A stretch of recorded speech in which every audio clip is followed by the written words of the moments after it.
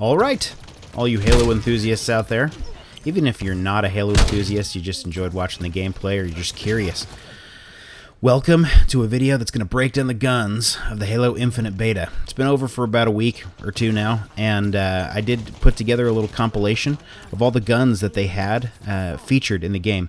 So I wanted to break that down for you. I'm going to give you some of the pros, some of the cons for each of the guns, and just really break it down for you on how I would use the weapons in the game. So we're going to jump into the first one here right now, the MK50 Okay, guys, this is standard Halo weaponry right here. This has been in just about every single Halo game from the very beginning. Great pro with this is its high rate of fire. I mean, just look how you just tear through those bullets. That's one of the pros of all the human weapons in the game. One of the big cons with this, if you notice, it takes one magazine to drop a guy, and then you have to reload. It's mandatory. So if you're not reloading constantly, you're not going to be able to drop multiple enemies. So just make sure that you're reloading as frequently as possible with this gun. So pro, high rate of fire. Con, you're going to be reloading a lot with that small magazine. The next gun we've got on deck here is my personal favorite when it comes to the human weapons, and that is the MK50 Sidekick. Just a standard pistol. Guys, I had so much fun with this gun. It's unbelievably accurate. It's unbelievably powerful. So, two pros right off the bat. Accuracy and power. You can hit guys from forever away with this gun and not lose any of its potency.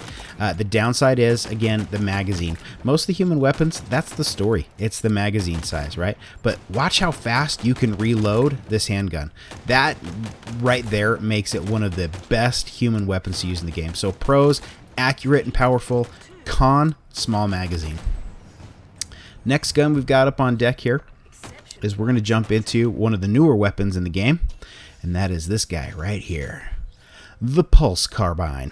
Okay, so standard carbine from the games previous, nice accurate weapon. This one changes it up just a little bit. Notice how you get a 3-shot burst with this Pulse Carbine. You drop guys with 2 3-round bursts. If you can get 2 3-round bursts off on somebody and hit them in the head with those last 3 shots, it's over. Game over. So highly accurate weapon. It does do a little bit of actual tracking of the enemy. It's not going to follow them if they're jumping around and ducking. You will miss if you're not accurately getting them in there. But it's a powerful weapon for sure. Next gun we got on deck here is another classic, the BR-75. So the old school battle rifle introduced in Halo 2. It has a different feel to it this time, guys. It's a little bit more, when you zoom in, you definitely have that accuracy.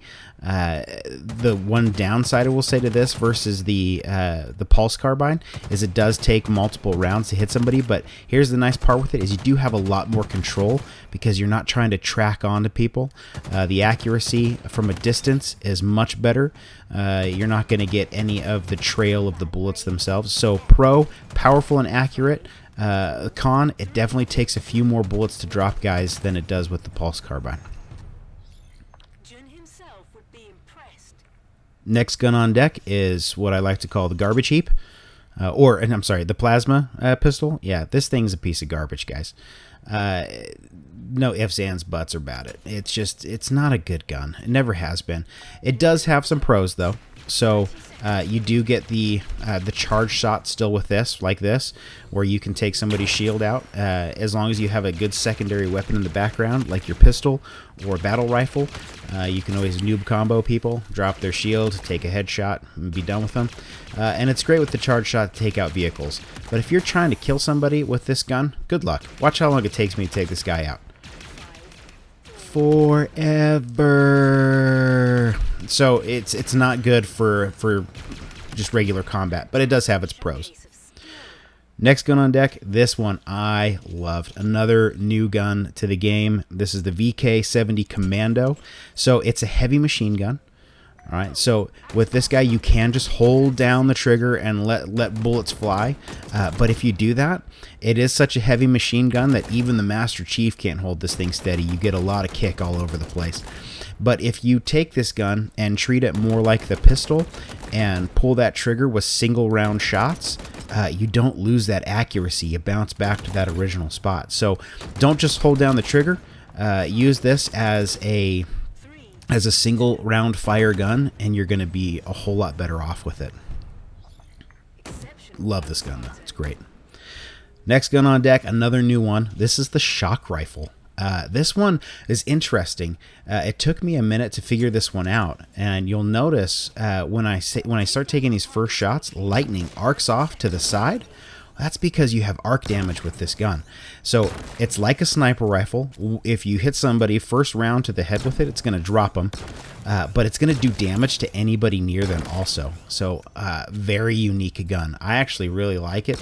I didn't get much of a chance to use it in the regular gameplay because everyone was trying to pick it up. But look at just how that high rate of fire. You do have to reload. But some of the cons of this gun is it definitely acts like a sniper rifle. So you do have to hit that head if you're going to do any damage.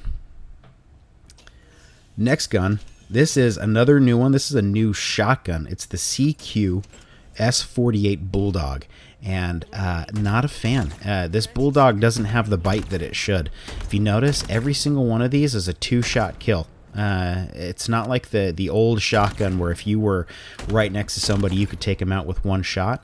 I noticed this in the gameplay where I was having to shoot people multiple times, and when you have somebody that's jumping around ducking like crazy, that's a pain in the butt with a shotgun. You don't want to have to take more than one shot, and you shouldn't have to take more than one shot. So it's a much faster rate of fire than the shotguns previous, but it doesn't pack the punch that it should.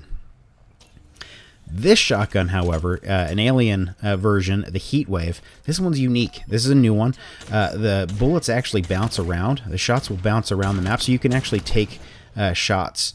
And if you notice, when I pull the trigger, it goes from a vertical to a horizontal shot. Instead of pulling in and actually aiming, all you're doing is changing how you're shooting the weapon from vertical to horizontal, which I love. If you go horizontal, it's a piece of garbage. If you stay vertical, those shots are going to hit the body and they're going to kill guys a lot faster. I didn't get a chance to use the ricochets as much as I wanted to, but a unique feature of this gun for sure that will definitely change gameplay quite a bit. Here's another classic. We've got the Needler on deck. I loved this version of the Needler. Watch the rate of fire on this. As soon as these guys pop up, that rate of fire is so fast. It's much faster than Needler's previous, as well as it does bounce around quite a bit, but you really are hitting the body with these shots. So you're not trying to, the Needlers of the previous versions of the game, you're just trying to get those needles to track people. It still does have a bit of that track to them, but if you can just get up on somebody and pump their body full of purple needles, they will blow up. It's a great gun. I loved it. This was one of my favorites to use in the regular gameplay. Next on deck, we have another new alien weapon. This is the Ravager. I gotta be honest, this was probably my least favorite of the new weapons. This one it definitely has its uses. Great against vehicles. You have a charge shot that'll lay down some napalm fire like that, which is really cool. It's a great feature. But as far as accuracy with the weapon, I got killed with this a ton. I didn't do much damage with it myself, though. So you definitely need to know how to use it. But ultimately, the power of it, the accuracy, not what I was expecting. I thought it would be better, but it definitely has its uses, especially against vehicles.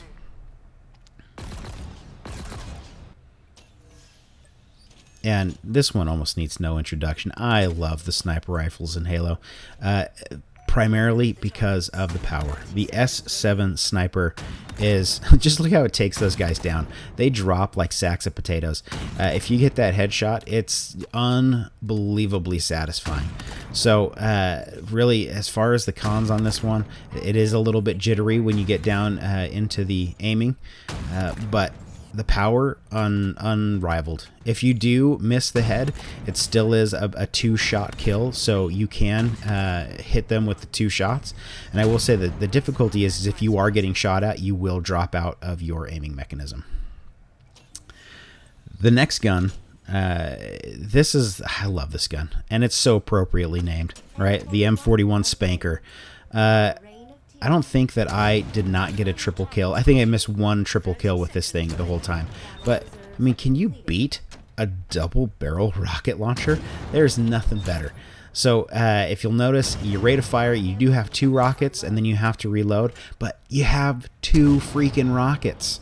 You don't have to reload after each shot. So the fact that you can take 2 shots was fantastic. I know this one comes back from Halo 5.